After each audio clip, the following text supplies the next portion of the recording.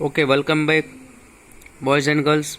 ये आप लोगों का टेंस का वीडियो नंबर 4 बराबर। और आगे मैंने आप लोगों को सब्जेक्ट और वर्ब के बारे में डिटेल में समझाया। अब हम पहुंचे ऑब्जेक्ट। और इस वीडियो के बाद, ये सभी वीडियो के बाद मैं आप लोगों को एक्टिव और पैसिव की वाक्य रचना के एक पेज भेजूंगा। ठीक है, चलो वापस कम बैक। अब हम ऑब्जेक्ट की बात करते हैं। तो ऑब्जेक्ट यानी कर्म की समझ, बराबर। तो ऑब्जेक्ट यानी कि कर्म क्रियापद के मुताबिक लिखा जाता है, बराबर। कर्म क्रियापद के आधारित होता है, बराबर। ये आप लिख लो और उसके नीचे और एक बात लिख लो, जो मैं बोलने जा रहा हूं वो भी आप लिख लो।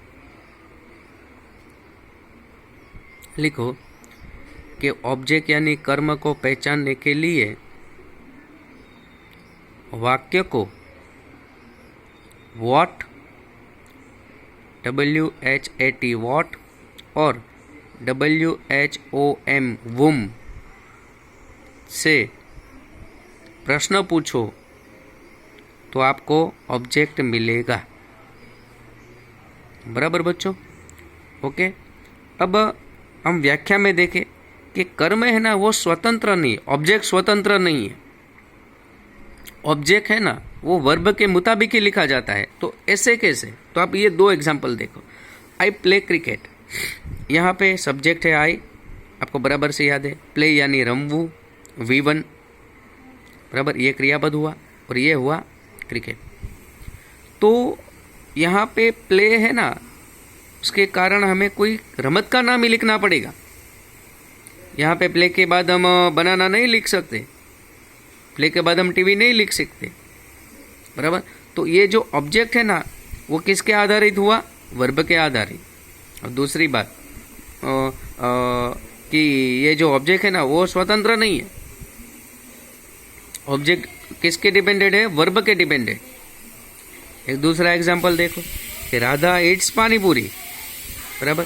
तो यहाँ पे इट क्रियापद आया, तो यहाँ पे उसके बाद आप ऑब्जेक्ट के रूप में कोई खाने की चीज ही लिख सकते हो। यहाँ पे हम क्रिकेट नहीं लिख सकते, बराबर। राधा ईट्स पानीपुरी, ये जो गर्ल्स जो वीडियो देख रही होगी ना उसको तो अभी से ही मुंह में पानी आ गया होगा पानीपुरी का नाम सुन के।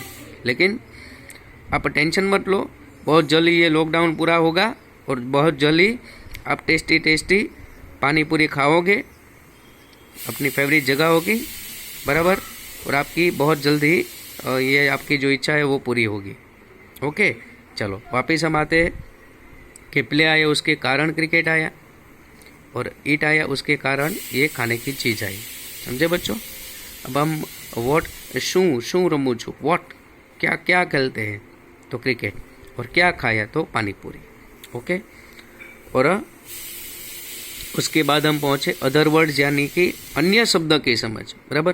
तो बच्चों अन्य शब्द यानी कि अदर वर्ड्स वाक्य के काल के आधारित लिखा जाता है। जिस टेंस का वाक्य उसके आधारित होता है अदर वर्ड्स। मान लो कि मैंने 3 एग्जांपल बनाए। वर्तमान काल हो तो उसमें टुडे आएगा, आज, टुडे यानी आज। भूतकाल का वाक्य हो तो उसमें यस्टरडे यानी कल आएगा। और भविष्य काल का वाक्य हो तो उसमें आएगा टुमारो यानी आवतीकाल, बराबर। वापिस एक बार, वर्तमान काल यानी आज, भूतकाल यानी गई काल, बराबर, और भविष्य काल यानी आवतीकाल, बराबर। मान लो कि आज रविवार है, बराबर। तो वर्तमान काल में टुडे रविवार, भूतकाल यस्टरडे यानी शनिवार, और भविष्य काल टुमारो यानी सोमवार, बराबर। वापिस एक बार, मान लो कि आज रविवार है तो टुडे यानी रविवार, तो यस्टरडे यानी कल, गई काल, बराबर। तो वो हुआ शनिवार।